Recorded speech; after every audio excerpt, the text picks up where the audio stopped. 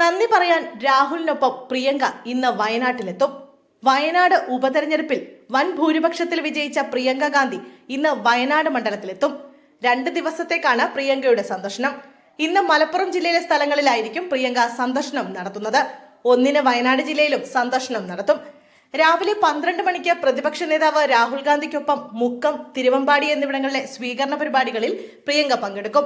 മലപ്പുറം ജില്ലയിൽ കരുളായി, വണ്ടൂർ, ഇടവണ്ണ എന്നിവിടങ്ങളിലെ സ്വീകരണത്തിലും പൊതുസമ്മേളനത്തിലും പ്രിയങ്ക ഗാന്ധി പങ്കെടുക്കും.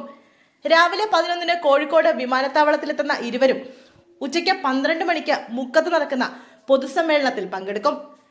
തുടർന്ന് കരുളായി, വണ്ടൂർ, എടവണ്ണ എന്നിവിടങ്ങളിലും പ്രിയങ്ക ഗാന്ധി സ്വീകരണ സമ്മേളനങ്ങളിൽ പങ്കെടുക്കും.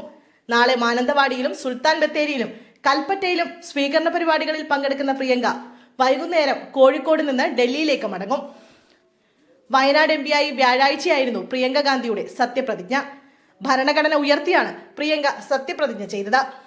കേരളത്തിൽ നിന്നുള്ള ഏക വനിതാ ലോക്സഭാംഗമെന്ന വിശേഷണത്തോടെയാണ് പ്രിയങ്ക വയനാട് എംപിയായി സത്യപ്രതിജ്ഞ ചെയ്തത്. പ്രിയങ്ക സത്യപ്രതിജ്ഞ ചെയ്തതോടെ കുടുംബത്തിലെ 3 പേർ എംപിമാരാണെന്ന പ്രത്യേകതയും ഗാന്ധി കുടുംബത്തിലുണ്ട്. രാഹുൽ ഗാന്ധി റായ്ബറേലിയെ പ്രതിനിധീകരിക്കുന്ന ലോക്സഭാംഗമാണ്. സോണിയാഗാന്ധി രാജസ്ഥാനിൽ നിന്നുള്ള രാജ്യസഭാംഗമാണ്. രാഹുലിന്റെയും സോണിയുടെയും തെരഞ്ഞെടുപ്പ് പ്രചാരണത്തിലൂടെയാണ് പ്രിയങ്ക സജീവമാകുന്നത്. പിന്നീട് 2019 കിഴക്കൻ ഉത്തർപ്രദേശിന്റെ ചുമതല ഏറ്റെടുക്കുകയും 1 വർഷത്തിനിപ്പുറം മൊത്തം യുപിയുടെ ചുമതലയിലേക്ക് വരികയുമായിരുന്നു. നിലവിൽ കോൺഗ്രസ് ജനറൽ സെക്രട്ടറി കൂടിയാണ് പ്രിയങ്ക ഗാന്ധി.